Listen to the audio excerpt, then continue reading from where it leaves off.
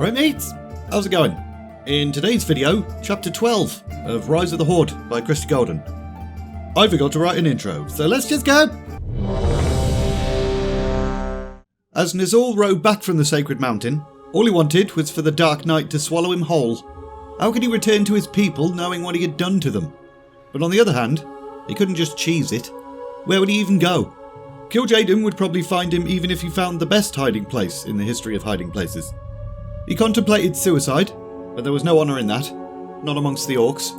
If he took his own life, then he would not be permitted to live on as a spirit. But there was one option. He could just pretend he didn't know. Yes, that's what I'll do. Feign ignorance. That's how I can mitigate the damage this interloper has done.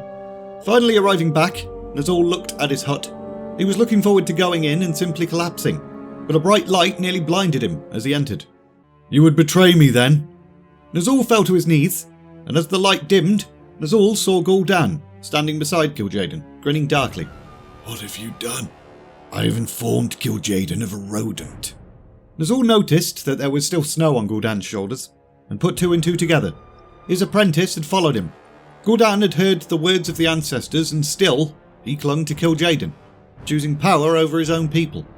"It wounds me. I chose you, Ner'zhul. I gave you my powers. I showed you what you need to do to advance your people. You deceived me. You sent me false visions.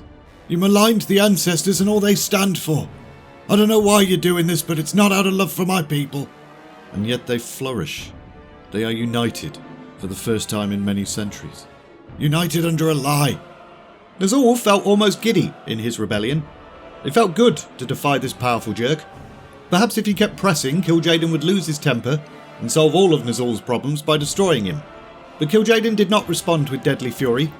Instead, he just looked at Ner'zhul like a disappointed parent. "You may yet regain my favour, Ner'zhul. I have a task for you.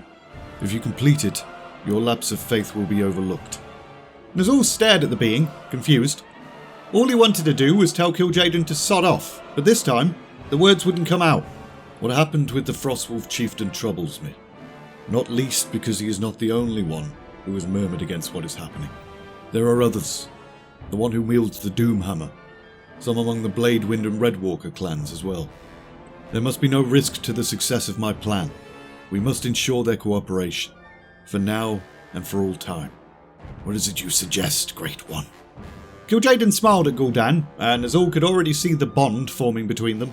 "There is such a way to guarantee obedience. A way to make them forever bound to us." The feeling of horror Ner'zhul had felt hearing the ancestors increased tenfold as he listened to Gul'dan outline his plan. The orcs would be forever bound, forever loyal, forever enslaved.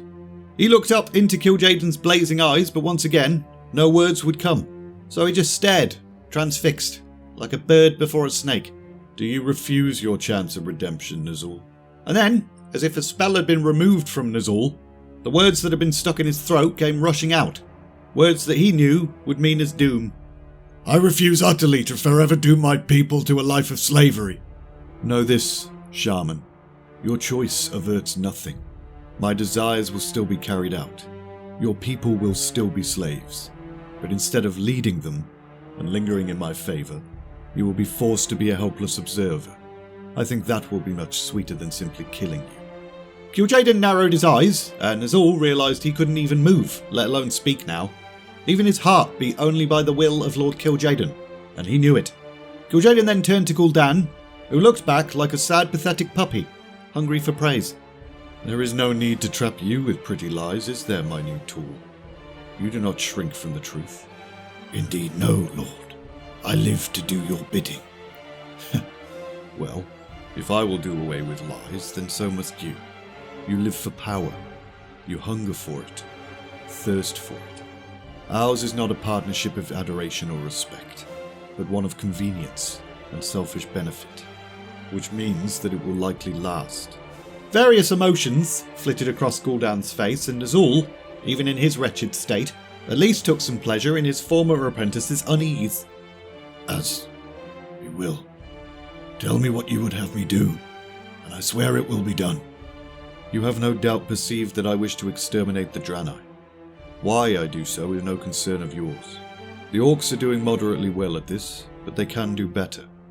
They shall do better. A warrior is only as good as his weapons. I intend to give you and your people weapons such as you have never conceived. It will take a little time. You must be educated first, before you are fit to teach the others. Are you ready, Gul'dan? Are you willing? Begin the lessons, glorious one. You will see how apt a pupil of yours I am. Meanwhile, Durotan was covered in blood. Much of it his own. What the bloody hell had happened here? Everything had started off okay. They'd found the hunting party, initiated the attack, waited for the shaman to use their magic. But they didn't. Instead, Frostwolf after Frostwolf fell beneath the shining blades and blue-white magics of the Draenei. At one point, whilst fighting for his life, Durotan had caught a glimpse of Drek'Thar using his staff to hit things, despite the fact that Drek'Thar's actual weapon skills were absolutely shit. But before Durotan could yell, "What the hell are you doing?" over to his clan's elder shaman, he was knocked to the ground. And then, as he looked into his attacker's eyes, he realised it was none other than Restylane. The Draenei captain of the guard's eyes widened in recognition, and he stayed his blow, and then uttered something in his hibbledy-jibbledy language, causing all the other Draenei in the fight to halt. Durotan got to his feet and realised there were only a handful of his warriors left alive. A few more moments of battle and the Draenei would have slaughtered them all. But Restylane then spoke. "For the act of compassion you showed our prophet, Durotan, you and those who yet live have been spared. Treat your wounded and return to your homes, but do not think to receive such mercy from us again." Durotan wobbled as if he'd had too much to drink, blood dripping from his wounds, but he forced himself to stay on his feet as the Draenei turned and disappeared over the horizon. But once they had disappeared, he fell on his ass. "Durotan!" Oh, thank the ancestors. Draco was still alive. Drek'Thar then hurried over, placed his hands over Durotan's heart and murmured something, and warmth then flooded the Frostwolf chieftain. "At least they still let me heal. Tend to the others, and then we will speak." So, Drek'Thar and the other shaman quickly made their way around the battlefield, attempting to heal any wounds they could. But after everything that could be done was done, Durotan looked around to see no fewer than 15 bodies, including Rokar, his second. This was a slaughter. 15 of our kin lie dead before us. The earth drinks deeply of their blood, and yet I never saw you or any of the shaman lend your skills to the fight. For a moment, Drek'Thar couldn't speak, and there was an awkward silence, until the elements. They wouldn't come. What? I asked all of them in turn. They said they would no longer permit us to use their powers.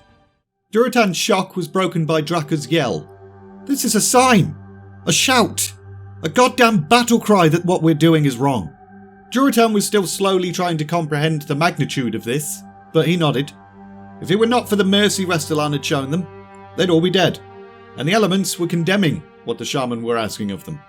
"Let us get the injured back to their homes swiftly, and then I will send out letters. If what I fear is true, it's not just our shaman who have been shunned by the elements. We must confront Ner'zhul." And we're leaving it there! Looks like I forgot to write an outro as well. I don't know what to say. Seems like every time I open my mouth I upset someone. Link in the description if you're interested in buying the book, as well as for my Discord and my Patreon too. If you enjoyed this video, like, subscribe, all of that bollocks. And all that's left to say is, thanks for watching, and see ya.